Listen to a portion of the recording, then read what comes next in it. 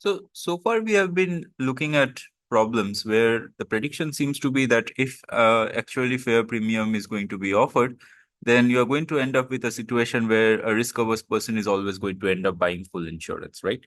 However, in real world, we often see that there is no full insurance, right? So, for example, think about any insurance products that you are buying, let's say health insurance and so on. So, if you end up in a hospital stay, typically you would see that a certain portion has to be borne by the patient who is admitted, and the insurance company only pays out partially, right? Some amount, not the full amount that is often there, right?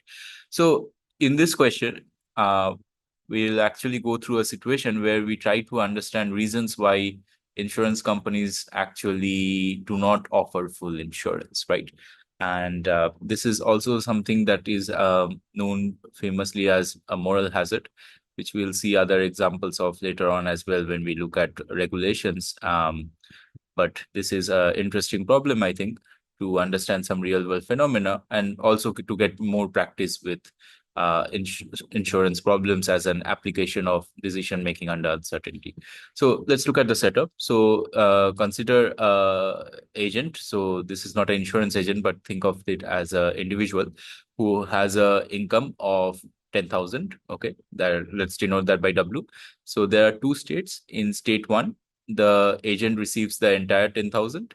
And in state two, the agent suffers an accident, which imposes the loss of L equal to 6,400. Okay. And the agent is risk averse, and the utility for money is given by UW equal to square root of W, right? So pretty much our standard setup. So the first part asks that calculate the expected utility of this person under the assumption that the probability of a loss, which here we are going to call the probability of state two, is half. So this is fairly standard. What we do is that the expected utility is again half, which is the probability of no loss, multiplied by square root of 10,000, which is the payoff if there is no loss, plus half, which is the probability of loss, multiplied by square root of 3,600. So why 3,600? Because the loss of 6,400 from 10,000 leads to a payoff of 3,600. And this is why we have this number here. And now you can calculate the expected utility and you can show that this is equal to 80. Okay, so the second part says that suppose that at a cost of 1,900, which has to be paid regardless of which state actually occurs, the agent can actually affect the probability of loss, right? So in the first case, we had that the probability of loss was equal to half, but now the agent can incur a cost and actually reduce the probability of accident to 1 by 10. Okay, so this might be a situation where the agent can actually install, for example, smoke alarms in the house, which can make the possibility of a fire causing a lot of damage less likely, can install some additional tools on his car, can install a security system in the house to and so on, right? So there are these other possibilities, right? The question is, if this is an option that is available to the individual, would this individual actually pay the cost to reduce the risk of the loss, right? And we are actually also given a hint about how to proceed, which is that we should evaluate what's the expected utility if the person does not incur this cost, which we have already calculated in part one and found that it was equal to 80. And we should compare this with what happens if the cost is incurred and what would be the expected utility in that case. Okay, so let's look at that. So what will happen is that two things that are going to change from before. So one thing is that the probabilities of the different states are now going to be different, right? Because once you incur this cost, the probability of the loss becomes less likely. In fact, it becomes equal to 1 by 10 as stated. And so therefore the probability of no loss increases to 9 by 10. That's the one change. And the other change is that now you have to pay this 1,900 regardless of the state, right? So in the good state, the payoff is no longer 10,000, but 10,000 minus 1,900 or 8,100. And in the bad state, the payoff becomes 3,600 minus 1,900, right? So notice that this is a bit different from the problems that we have been studying before, where you pay a premium and then that actually leads to a higher payout from the insurance company in case the bad state happens. Here, you are essentially incurring a cost. There's no payout, but incurring this cost results in a changing of probability of the different states, right? So that's the idea, that basically you are incurring cost to make the likelihood of the loss less likely. Okay, so we can go ahead and do the calculations, and we find that the expected utility in this case is 85.12, which is more than 80, right? So if the individual has the option of making this expenditure and reducing the probability in this way, then that person will actually choose to do so, because that leads to a higher expected utility.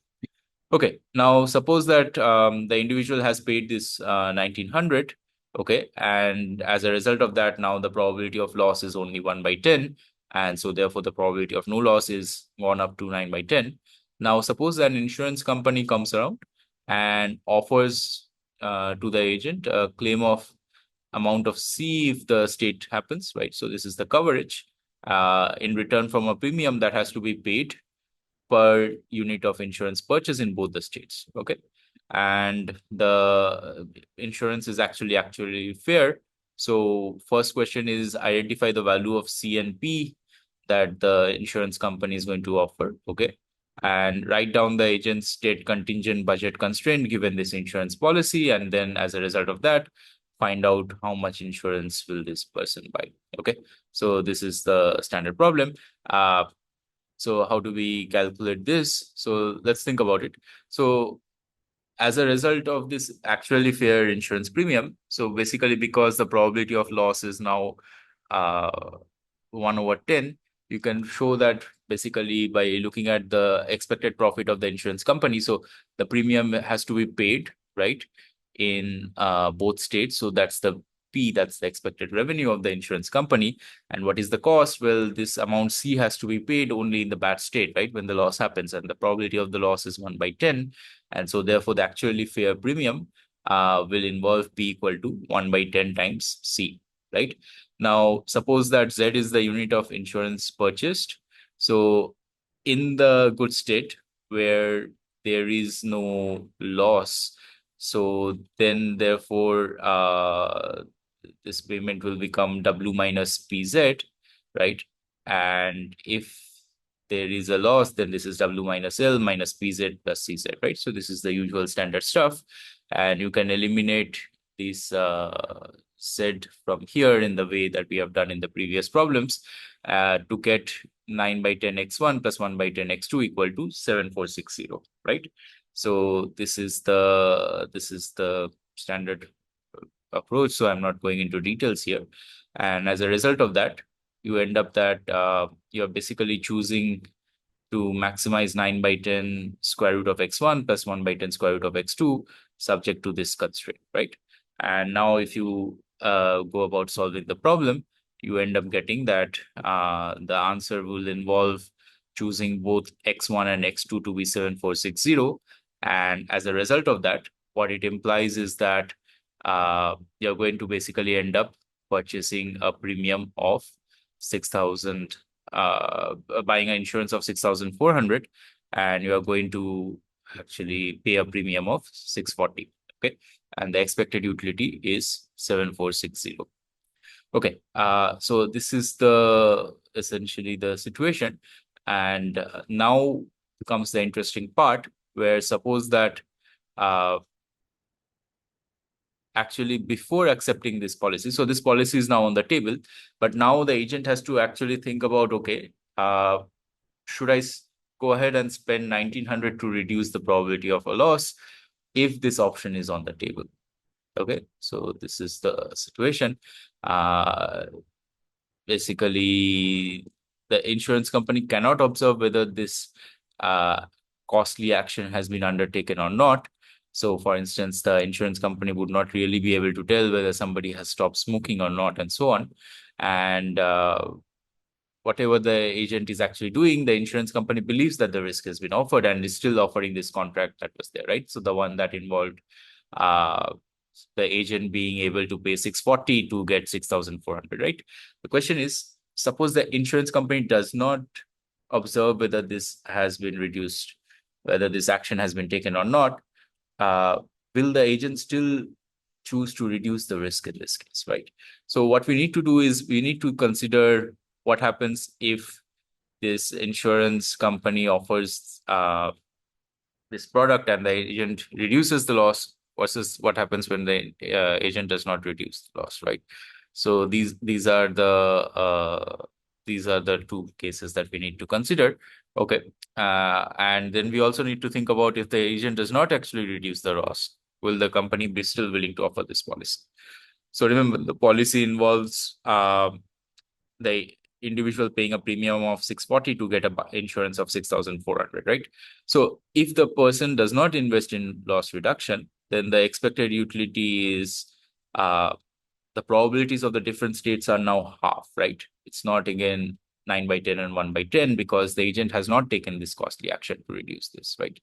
And so therefore, if we now do the calculation, we can see that this is equal to half of square root of 10,000 minus 640, which is the premium, plus half of square root of 10,000 minus 640, plus the loss minus the plus the payout minus the loss. And so therefore, if we do this calculation, this turns out to be 9,360, right? Square root of that. And we notice that this is larger than what the expected utility would have been if the person had actually incurred the cost to reduce the probability of the thing. And the reason is because basically the person is fully insured, right? So there is nothing to be gained by actually reducing the risk of the bad state, especially since doing so is costly, right? And as a result of that, the person is not going to actually engage in this costly thing to do. But the problem is the following, that if the agent or the person does not actually reduce the risk of the bad state happening, then the insurance company is actually now going to end up making a loss, right? Why is that the case?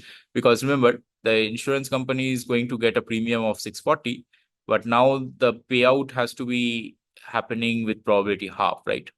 The insurance company had thought that the agent had actually taken the action to reduce the probability of risk to 1 by 10. But if the agent does not take that action, then the probability of the payout is actually half.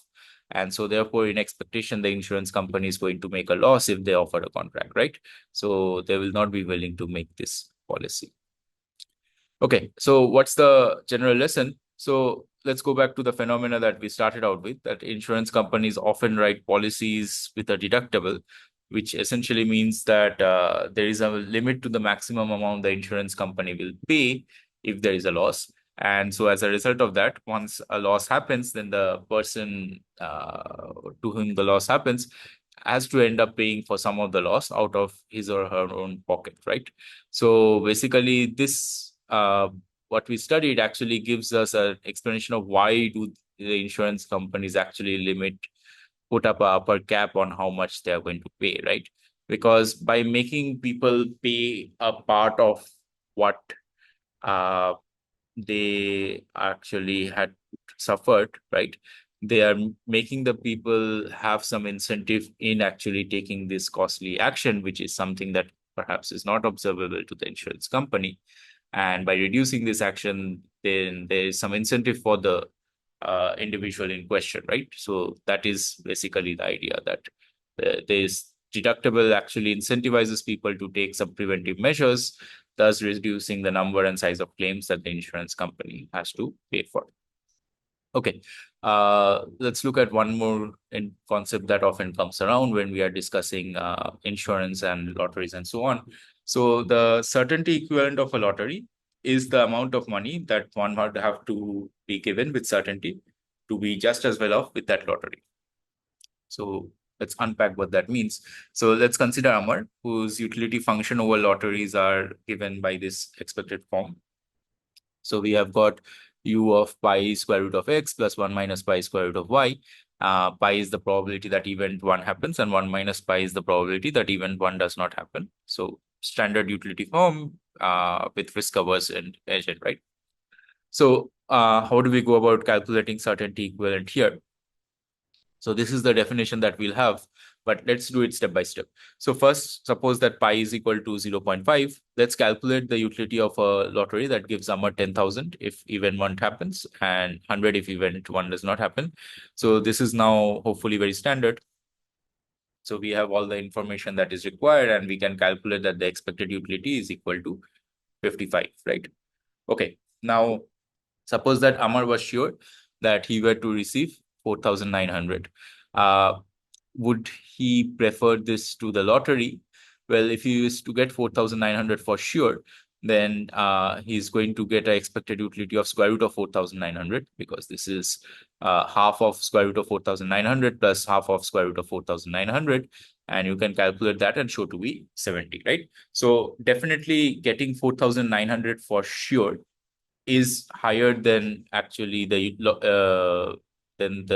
utility that Amar gets by playing this lottery, right? What the certainty equivalent asks is, what's the exact amount of money that if one were to give to Amar uh, for sure would make him indifferent between that getting that amount of money for sure versus actually engaging in this lottery, right? So that's the comparison that we have. Okay. So what would then be the general formula? So suppose that this certainty equivalent, which number we don't know, suppose that is equal to CE, right?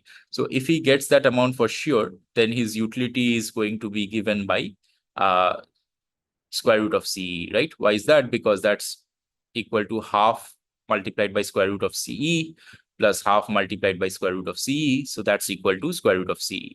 And what is the expected utility if he plays this lottery? So that's going to be given again by half of square root of x plus half of square root of y. And so therefore we get that this is the general formula for the certainty equivalent in this case, right? So we can also solve for certainty equivalent from here. Basically, we square both sides and we end up getting that as a function of this x and y, the certainty equivalent is given by this expression. Okay.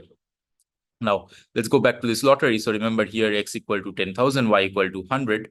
And so therefore, we can put those numbers in. And basically, we realize that this is 3025, right? So notice that what we had known already from part 2 is that 4,900 is some number which is definitely above the certainty equivalent, right? What we calculated here is that the exact number, so that he's indifferent between getting that amount of money for sure, so getting 3025 for sure versus playing this lottery, right? And that is how we did it. The other thing to notice is that for a risk-averse individual, like Amar, who is risk-averse indeed. So if you observe, the certainty equivalent 3025 is actually less than the expected amount of from this lottery, right? So the expected amount from this lottery, if you think about it, was half of 10,000 plus half of 100, right? So this is an amount which is more than 5,000, but since he's risk averse, he's okay with getting less than that amount for sure, right? So again, the reference for this part is this Intermediate Microeconomics by Halverian, which you can refer to if you want to look at further issues related to this.